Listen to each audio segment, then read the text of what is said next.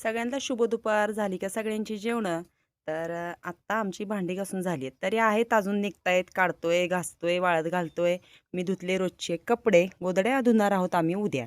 तर इकडे दाखवते मी तुम्हाला. आत्यानी खूप सारी भांडी इकडे आणून आणून ठेवलेली आहेत. कारण पावसाचा गोंधळ होतोय. आणि हे बघा, तुम्ही म्हणाल केवढा पसारा आहे. तर 2 दिवस असाच पसारा दिसणार आहे. सगळं लावता करता. तर काय केलं, ही भांडी हे केली, घासली स्वच्छ, उन्हात वाळवली, पुसली, आत आणून ठेवली आहेत. मांडण्या पण मी घासून तिकडे उन्हात ठेवल्यात. आणि आता मी काय करणार, जेवण करणार आणि सगळी भांडी लावायला चालू करणार आहे. पत्रे वगैरे आतले पुसून जाळ्या काढून घेणार आणि हे करणार आहे, भांडी मांडणार आहे. तर हे बघा, ह्यांना दिली चपाती खायला. आम्ही इकडे बसलोय, पोतं हातरले आणि जेवण करायला बसलोय. आत्याला द्यायचं आहे पोतं. तुम्हाला ना आत्या बसायला पोत. तर आज मी जेवणात साधं सिंपल कामाच्या गडबडीत काय काय बनवलं आहे बघा. तर बनवली आहे छान अशी मटकीच्या डाळीची आमटी. आणि इकडे लोणचं घेतलं आहे.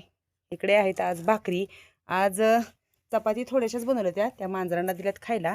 तर असं आहे आजचं रानातलं दुपारचं जेवण. इकडे आत्या बसल्यात, आम्ही आता दोघीजणी जेवतो. खूप सारी भूक लागली आहे, पण काय करायचं, काम काय उरकत नाही आहे. तरी नशीब आज टमॅटो काढायचे नाही आहेत, नाहीतर मग काय हे नव्हतं. काल केवढा हे झाला, गोंधळ गोंधळ झाला. हा शाळेतून आलेला आहे आज लवकर.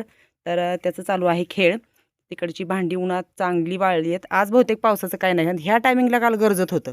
तर कसं झालं वातावरण बघा.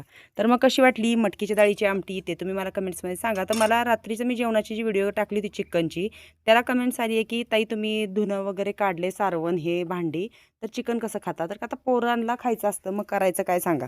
आम्ही कोणी म्हणजे मोठी काय खायचं एवढा हट्ट नसतो, पण गणेशला आवडतं.